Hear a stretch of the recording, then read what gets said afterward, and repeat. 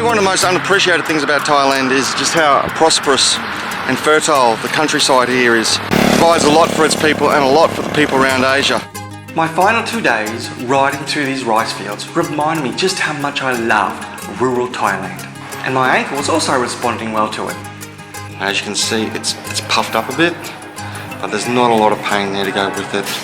There's not a lot of discomfort. But my bike was not. About 5-6 kilometres out of town, and then I had a snap, and the back wheel went wobbly. One of the spokes has snapped off the back of the tyre. I have to push on a wobbly wheel until I get to another town and get to another bike shop. Came to this place here, so all these bikes lined up. Said, okay, I'm going to give this a go. This guy couldn't come out of the blocks quick enough. It's like he'd been waiting all day for something to do. I turned up, and he's ripped into this bike for about an hour. You can just tell he's meticulous about it. He's doing a job, and it's just really great, you know. It's just really great to get this kind of help and support on the road from pure strangers. And as the bike was receiving rigorous repairs, a traditional afternoon storm swept in, and I got talking to the owners. This is my new Facebook friend. What is your name again? Oh, Renu. Renu. Who owned both the bike shop and a restaurant, as you kind of do in Thailand. Here we are, people, the team that got my bike back on the road. Good fellowship, a buckled wheel, and bad weather. Just a small preview of what we were to expect when we got to Cambodia.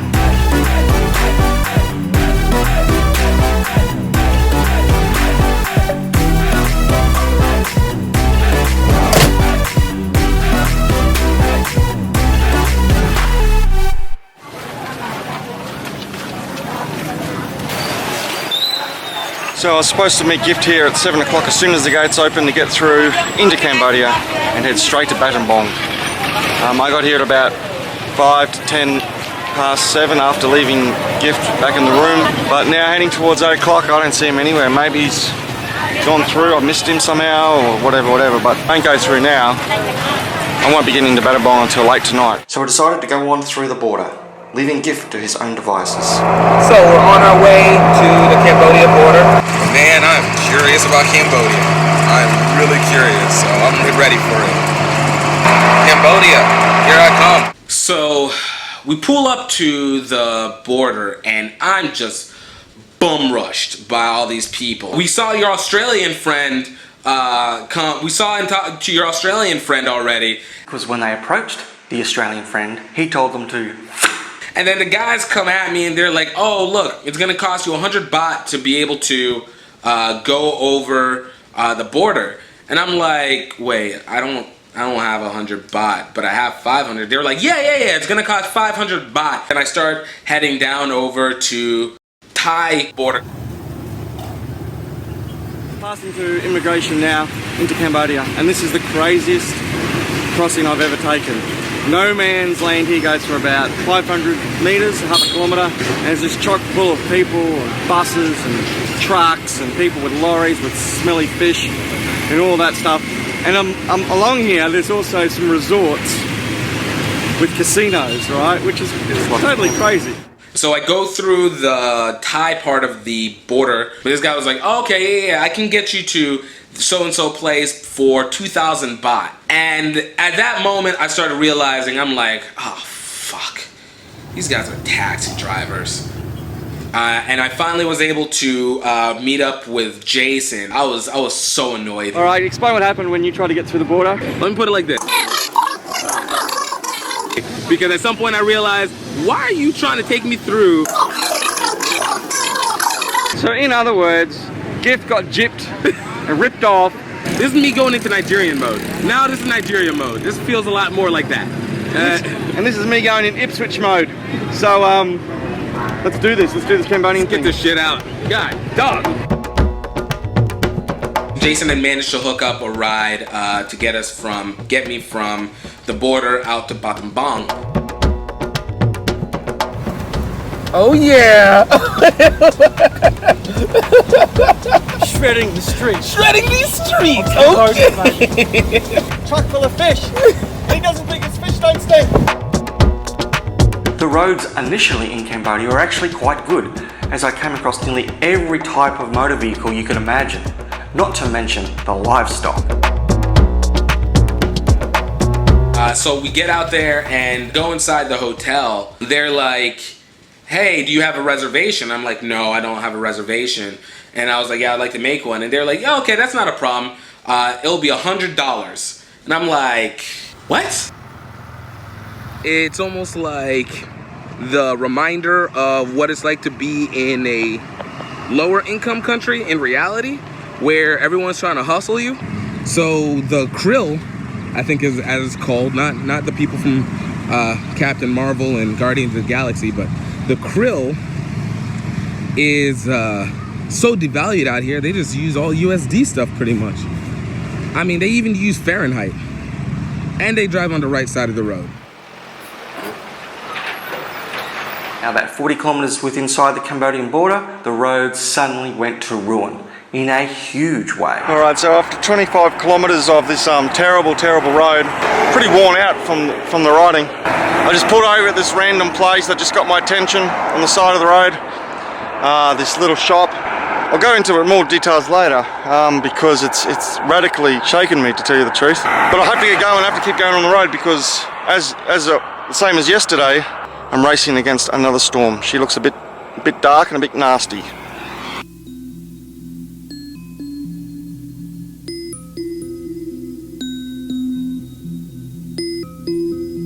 I just travelled maybe about 25 kilometres after lunch on the dustiest of dustiest, bumpiest of roads. Had to take a break, so I put over to the side. I just saw this place out of the corner of my eye. I just sat there and just vegged out. Then after maybe about 15 minutes, this girl just sits across from me and starts talking to me, and her English is actually quite good. What's your name? My name is Liyi. How old are you? I'm just 17 years old. You're 20. 17. 17. Yeah, 7. My mom and my dad. This is your mum and dad's Yeah. restaurant. We get talking a little bit more, and she says, where have I come from? I said, I've come across the border from Thailand. She said, oh, Thailand, that's where most my friends go and they work. And I said to her, well, would you like to live in Thailand? I want my country to be developed, so I will try study. I don't want to go to Thailand. You don't want to go to Thailand? Yes. And then she really began to press in. I think that if I study hard, when I become a human, I will develop my country. I study at high school. I like math, I like chemistry, I like biology. You like the sciences? Yeah, sciences. And my teacher will teach me to fight me. He love me, he like me. Yeah. You see, I want to study like doctor. You want to be a doctor? Yes. If we want to go to university, we will pay a lot of money. A lot of money. And you don't have a lot of money? Yes. Oh. During this conversation, I could see her eyes were glazing out. Passion there, you know, there was a real deep down desire, you could see it. Yes, scholarship. I want scholarship because I don't have enough money. What she wanted was a scholarship. She wanted further education to better herself, to better her own country. I don't want to see my country like this. I don't think you can get any better than to hear a 17-year-old girl with the fire in her eyes, the passion in her heart, strong intellect, saying to me, I want to be a better person. I want to know more, I want to do more. A local Cambodian who wants to change Cambodia. But of course, she's poor. You could see that, right? All her cards are on the table in front of me. Her life, her family, her passion, her dream. And I just couldn't help but get roped into it and deeply inspired by it. So the question is, where do I go now? I feel a responsibility. Can you write down your name and your number for me? Yes. Okay. Piece of paper? Yes. I'm so excited. It's an interesting one.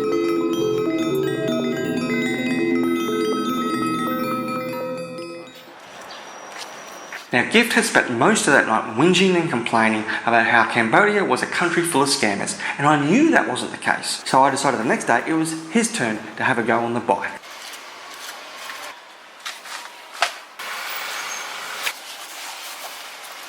All right, so we're heading off to Pursat. I'm heading off to Pursat. Gonna take the bike this time.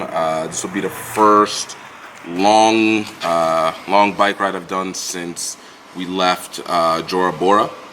So I have 118 kilometers that I'll be traveling today. Bye, little man. Godspeed.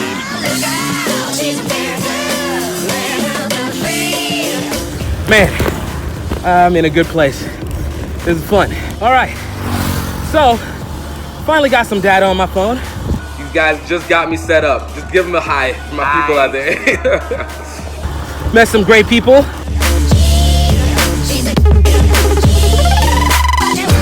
Last time I burnt out at 55. This time it's starting fresh start, and we're just going. So I took the van to Pursat, and I spent most of the time sitting in the front, looking out the window, expecting to see Gift buckled over with dehydration or cramps, or the bike broken into a million pieces. When I eventually overtook him, I went, yes! And all the Cambodians in the van just... Coming into Cambodia, I was like, okay, you guys here to hustle people. You guys trying to really start some shit here. But, you know, since I got on the road, the impression has completely switched. They helped me out today. Would not have been able to do this anyway. So just a quick hi to my people. It's good people out here in Cambodia. I'm really happy for it. And it'll allow me to finish up these last couple hours of riding. So when I got my first message from Gift earlier in the day, it was very enthusiastic. I'm killing this. I'm knocked off 60, 70 kilometers, just having a great time. Then all of a sudden the messages became a little bit more, just taking a break now, just taking a break here. This is getting hot, feeling a little bit weary. And time has begun to tick away, and I think it's just now beginning to kick in. I'm dying. Oh, I'm dying. Like, this last 20 kilometers has been the worst. Cramping, my back hurts, but I gotta push it. If I stop, I'm gonna have a full body cramp. He gave me a message saying he was only 5 kilometers away. He still hasn't turned up. He must be going really slowly. He must be stuffed. Oh, here he is. I spoke too soon. Here he is.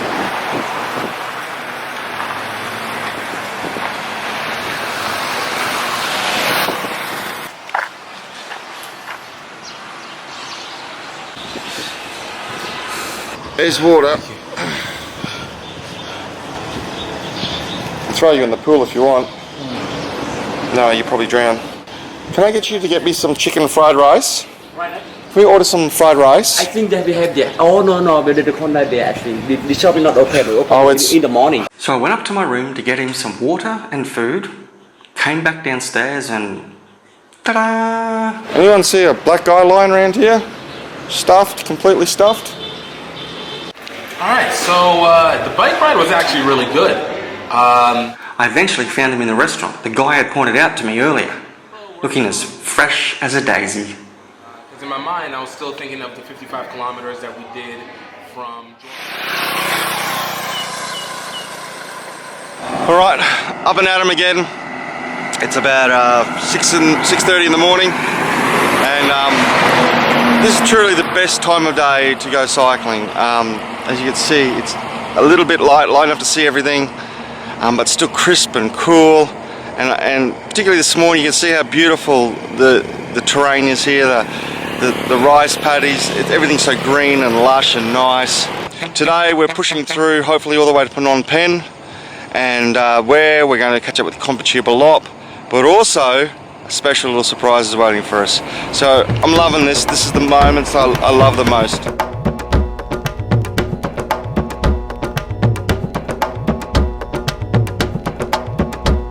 So we got to Phnom Penh, good looking city, like, you know, it had this river in the middle. It was really interesting.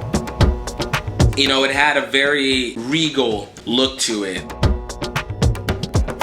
But you also could see like the distinction between the poverty and the haves and the have-nots. which was really interesting to me. Also, I had some maintenance to do on the bike. Because the ride between Battambang and here was full of roadworks and potholes and all kinds of rubbish, I just basically hammered the bike for 3 straight days. Unsurprisingly, the spokes loosened again. But I also had to do some maintenance on myself. You see, I had a very important appointment to keep at the airport that day. I'm here for a very unexpected treat. I'm here to pick up the family from the Phnom Penh International Airport. Hello! Hello, whoever's watching me. So this was me making amends for the birthday party debacle. And you know, it was really kind of cool because, you know, we had missed being able to see them in Kuala Lumpur and Cyberjaya. So the next morning, Julie got the day off. As we became babysitters and took the kids with us to our next rugby NGO, Kampuchea Balopp. Alex, my guy, you know, mad energy. This was the energy that I was when I was, well, even now. Romina is always like analyzing. I could feel the analysis of her like reading the area. And then Dylan, man, Dylan like lives in his own world. But Dylan would come in with some random sentence and you're just like, sure, why not? Daddy Jason. I'd always known Jason the rugby guy, Jason the media guy. But this was Father Jason, that's it. But we weren't the only overseas rugby visitors that day.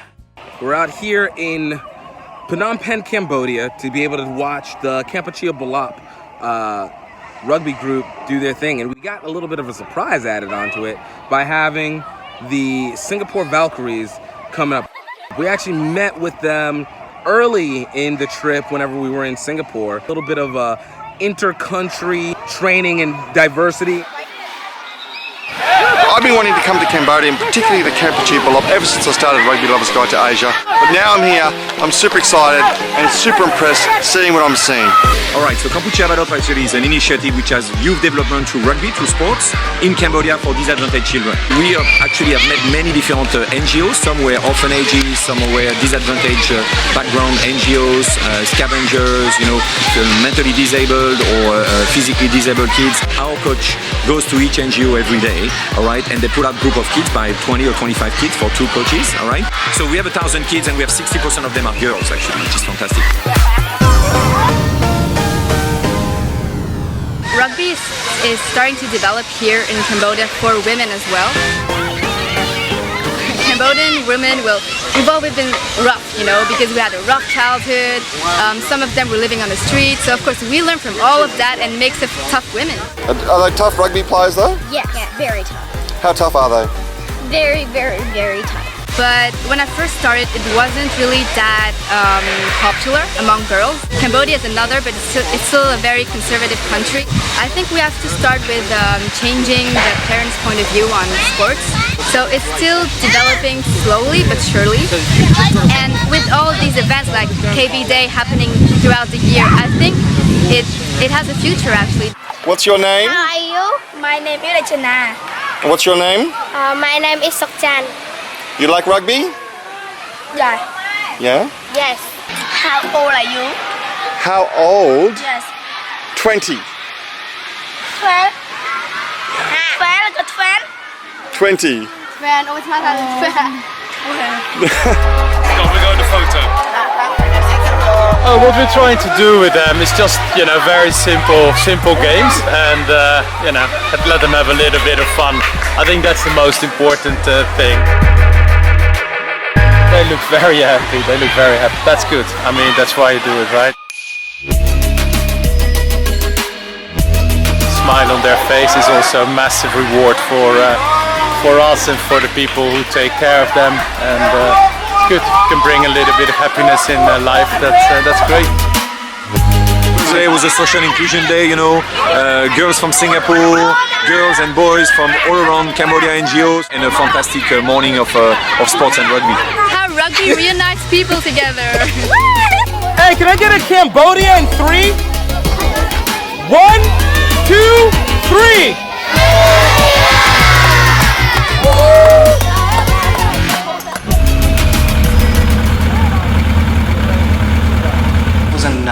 great visit to another great rugby NGO. There was one part of the day that was particularly significant for me. Okay, ladies and gentlemen, several days earlier I was up there near Battambang. We were doing our thing, meeting people and talking to a young lady called Lil. So I met John Claude here and Nicola from Kampuchea Balopp, and we're about to do something about this. We're going to contact this young lady and we're going to see what we can do to get her life on track to help the people of Cambodia. And we do. Fast forward a few weeks later and we have consistent conversations about Liyi and her future through Facebook Messenger. We found the perfect scholarship for her. I was so excited. I really believed in Liyi. I believed in her passion, her conviction and her desire to change lives in her home country of Cambodia. Then one day during one of our conversations, this came up. So I rang her on FaceTime and kind of asked very subtly, what was this hesitation all about? She basically said, it's all about my family. I've got to look after my family. This dynamic in poor communities around the world is not uncommon. The oldest daughter, the eldest of the family, will often go out of their way to look after the elderly and the younger members of that family. Sometimes they will leave school as early as 9 or 10 just to go get work so they can provide. They basically sacrifice who they are and what they want to be for the good of their family. Girls' involvement in rugby is exactly the opposite to living this subservient lifestyle. When they're rucking, when they're mauling, when they're pounding each other into the dirt, they're not doing it for anybody else but themselves and their mates. And when all of this takes place in a loving community that provides education and encouragement, then when the girls do go back to their families, they do go back to their local communities, they can make a difference, not from obligation or self-sacrifice, but from a place of empowerment and knowledge. It wasn't lost on me that my daughter Amina came out with us that day to Kampuchea Balopp. She loves rugby, she loves cricket, just like her old man. And I encourage her to go as far as she can with that, or with anything else that she loves doing. So if she has an opportunity, why not the other girls of Phnom Penh, Cambodia and Asia? The good news is that rugby is giving girls like this the opportunity to grow and be themselves. I believe that rugby, as demonstrated here by Kampuchea Balopp and Singapore Valkyries, is more than just a game, it is a force for good.